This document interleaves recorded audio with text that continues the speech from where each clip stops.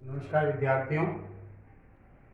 प्रथम वर्ष के जो नवप्रवेशित विद्यार्थी हैं उनका आज ई कंटेंट में यानी मेरे प्रथम व्याख्यान में आपका सभी का स्वागत है। और आज से इसी प्रकार से आपको रेगुलर मेरे जो YouTube वीडियो हैं उपलब्ध होते रहेंगे और उसके आधार पर आपको नोट्स भी जो है वो मिलते रहेंगे। तो आप कोरोना पैंडेमिक के कारण से जो ऑनलाइन क्लासेज है उसका आप पूरा फायदा उठाएंगे। आज जो मैं बिजनेस इकोनॉमिक्स यानी व्यावसायिक अर्थशास्त्र जो सब्जेक्ट है आपका, उसका पहला टॉपिक मैं आज प्रारंभ कर रहा हूँ और एक जनरल टॉपिक है कंसेप्ट्स ऑफ डिमांड पर, यानी मांग के बारे में, यानी मांग की अवधारणा पर हम चर्चा करेंगे। ये एक इंट्रोडक्टरी टॉपिक है जिसमें हम कुछ छोटी छोटी बातों पर चर्चा करेंगे, जैसे what do mean by demand, यानी मांग क्या होती है, what are the essential elements of demand, यानी मांग के कुछ मुख्य तत्व क्या होते हैं, या यूँ कह सकते हैं कि क्रिएशन ऑफ डिमांड, यानी मांग का निर्माण कैसे होता है, यानी how much elements are responsible to create the demand in the market, यानी ऐसे कौन कौन से फैक्टर्स हैं जो बाजार में किसी वस्तु की मांग का निर्माण करते हैं। उसके बाद हम इसमें डिमांड शेड्यूल के बारे में, मांग अनुसूची के बारे में अध्ययन करेंगे, जिसको आप मांग तालिका कह सकते हैं। इसके बारे में हम अध्ययन करेंगे, इसके टाइप्स के बारे में अध्ययन करेंगे। उसके बाद डिमांड शेड्यूल के बाद हम डिमांड कर्व यानी मांग वक्र के बारे में चर्चा करेंगे। और उसके बाद में हम टाइप्स ऑफ डिमांड, ये मांग कितने प्रकार की होती है, उसके बारे में हम चर्चा करेंगे। तो सबसे पहले मैं आपको बता दूं, ये यूनिट सेकंड यानी 5 यूनिट में बटा हुआ आपका सिलेबस है। तो यूनिट सेकंड का पहला टॉपिक मैं आज दे रहा हूँ और जिस यूनिट का नाम कंज्यूमर बिहेवियर है, यानी उपभोक्ता का व्यवहार। देखिए, इकोनॉमिक्स में कंज्यूमर बिहेवियर की अगर हम बात करें तो प्ले वेरी इंपॉर्टेंट रोल। क्या है उपभोक्ता का व्यवहार? आप सभी भली भांति जानते हैं कि कंज्यूमर की जो वांट्स है यानी जो आवश्यकताएं हैं वो अनलिमिटेड होती है। उसके पास में अवेलेबल जो रिसोर्सेज है, जिसको आप इनकम कहते हैं, वो लिमिटेड होते हैं। कंज्यूमर का बिहेवियर क्या होगा जब उसकी इनकम तो है लिमिटेड और उसकी जो आवश्यकताएं हैं वो अनंत है, एक को पूरा करता है तो दूसरी आवश्यकता उसके सामने आकर खड़ी हो जाती है।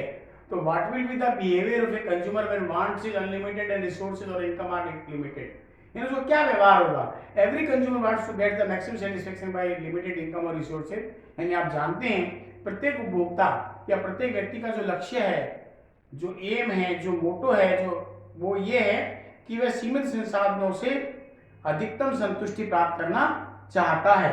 ऐसी स्थिति में उसका व्यवहार क्या रहेगा, वो हमारा उपभोक्ता का व्यवहार कहलाता है।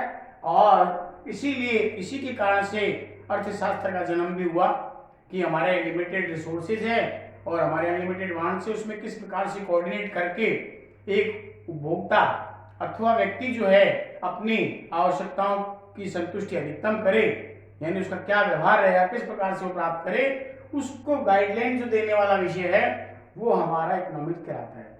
हम बिजनेस इकोनॉमिक्स की बात कर रहे हैं तो वो बिजनेसमैन को गाइडलाइन दे रहा है, यानी क्यों? क्योंकि बिजनेसमैन की एम क्या है? बिजनेसमैन के, प्रोड्यूसर के जो एम होते हैं वो ये होते हैं कि वह लिमिटेड रिसोर्सेज से, लिमिटेड कैपिटल से जो है least cost per better quality का प्रोडक्ट प्राप्त करना चाहता है।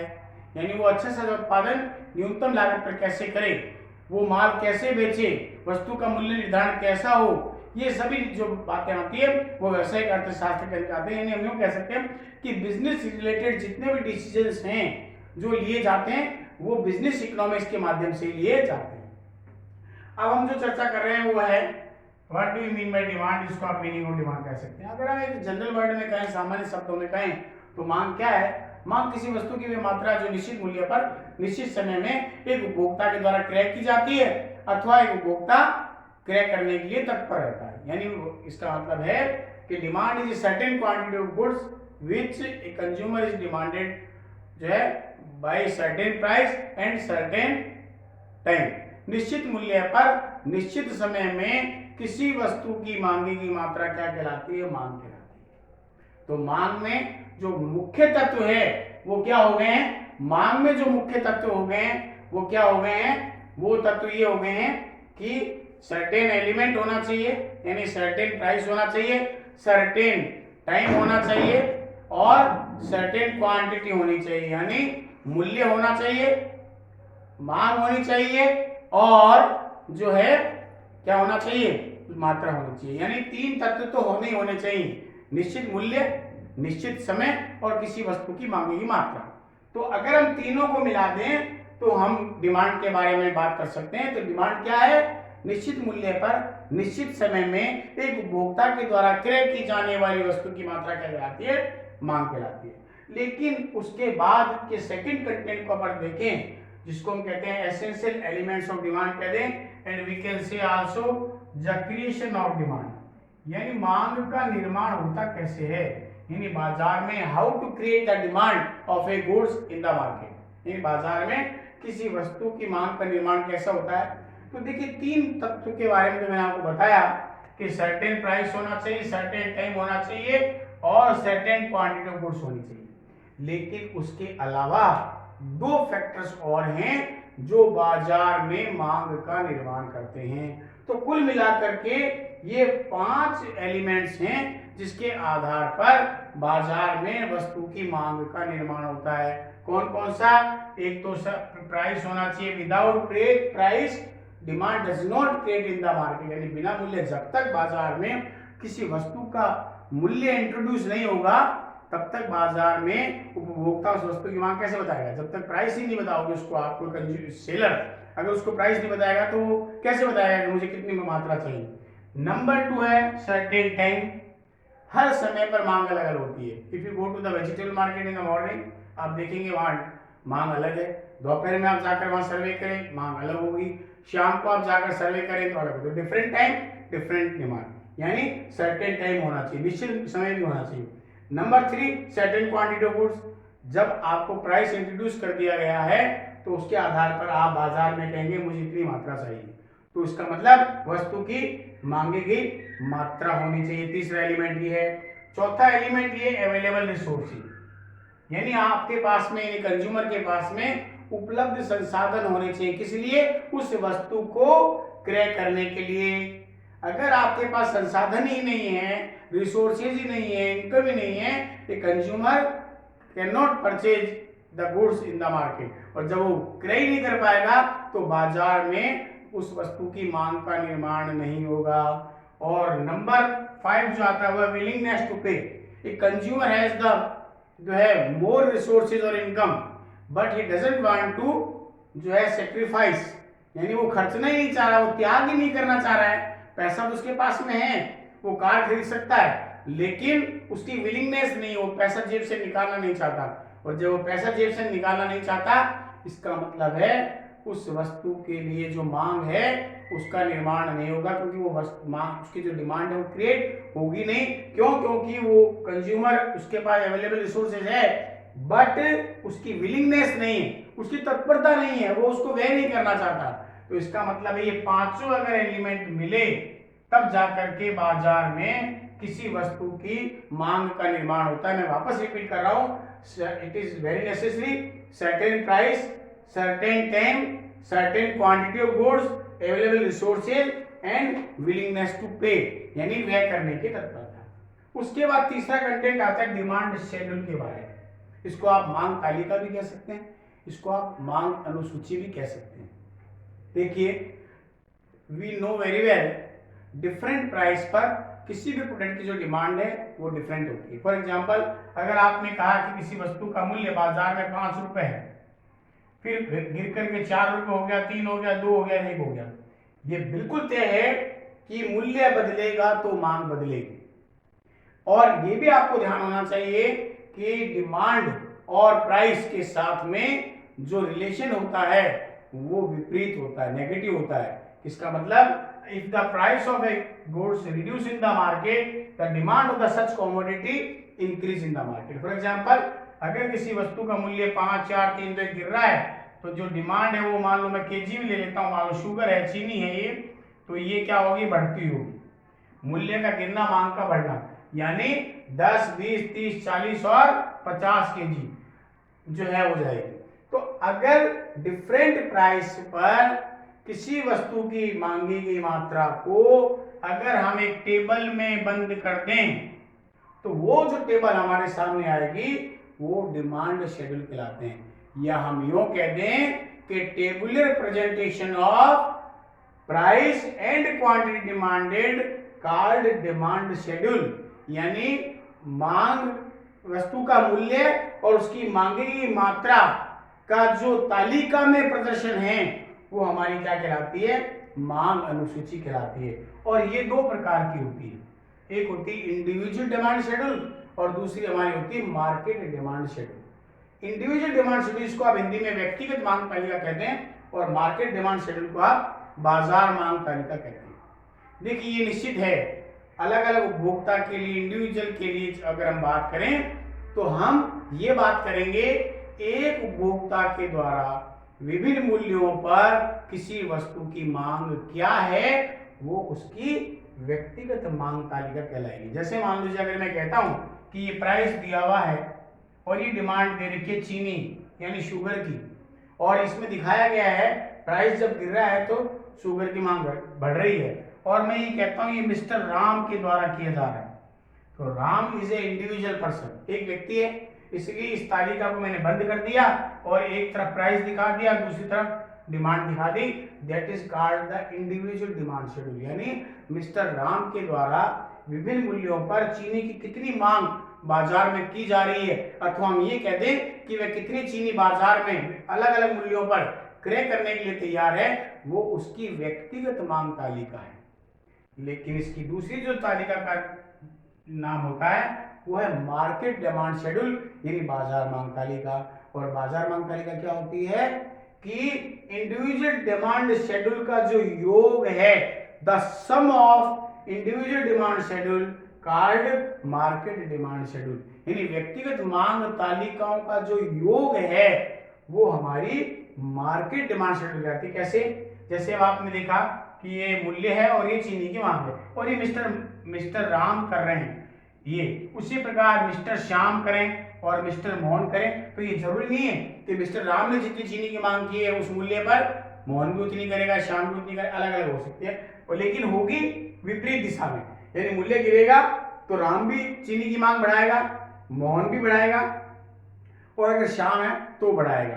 तो जब तीनों के द्वारा की गई मांग को अगर हम जोड़ दें तो हमारी मार्केट डिमांड शेड्यूल बन जाती है। जैसे मान लीजिए यहाँ पर 20, 30, 40, 50 और 60 हो जाए, यहाँ 30, 40, 50, 60 और 70 हो जाए, इनको आप जोड़ दीजिएगा। तो जैसे 5 रुपए पर 60 केजी की मांग हो गई, 4 रुपए पर 90 केजी की मांग हो गई, इस पर 110 की होगी, 130 पे फिर 150 केजी की मांग हो गई। तो ये जो मांग है वो क्या कहलाती है, हमारी मार्केट डिमांड शेड्यूल कहलाती है। यानी हम क्या कहेंगे मार्केट डिमांड शेड्यूल को, जो sum of individual demand schedule called market demand schedule. उसके बाद हमारा आता है demand curve. What do you mean by demand curve? मांग वक्र क्या है? बहुत सिंपल वर्ड में अगर हम कहें, मांग तालिका का चित्रीय प्रदर्शन मांग वक्र कहलाता है। मतलब जो आपने टेबल में जो बंद किया है कि डिफरेंट प्राइस पर ये डिमांड है, उसको अगर आप जो है ग्राफिकल प्रेजेंटेशन दे दें और उसके आधार पर जो आपके सामने चित्र आता है वो आपकी डिमांड कर्व या मांग वक्र कहलाता है। ये भी दो प्रकार के होते हैं। क्यों? क्योंकि जो इंडिविजुअल डिमांड शेड्यूल से वक्र बनेगा वो इंडिविजुअल डिमांड कर्व कहलाएगा, और जो मार्केट डिमांड शेड्यूल से बनेगा वो मार्केट डिमांड कर्व कहलाएगा। लेकिन दोनों में कोई भी हो, ये हमेशा ध्यान रखिएगा कि मांग वक्र डिमांड पर always downward from left to right.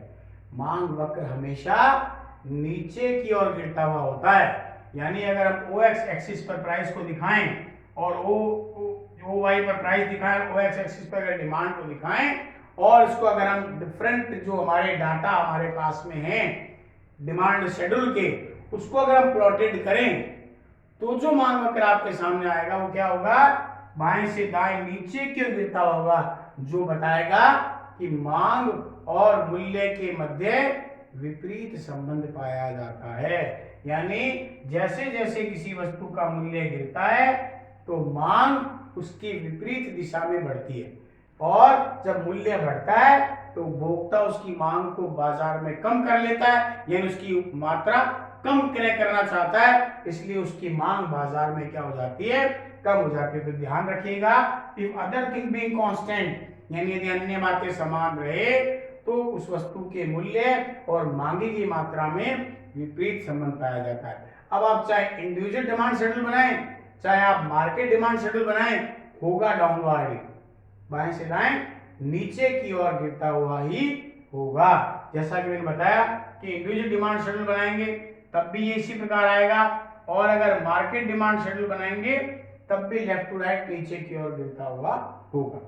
उसके बाद में हमारा आता है टाइप्स ऑफ डिमांड, यानी मांग कितने प्रकार की होती है। देखिए, इसके बारे में विस्तृत चर्चा तो हम कल से करेंगे, लेकिन मैं इसके टाइप्स के बारे में आपको बता देता हूं।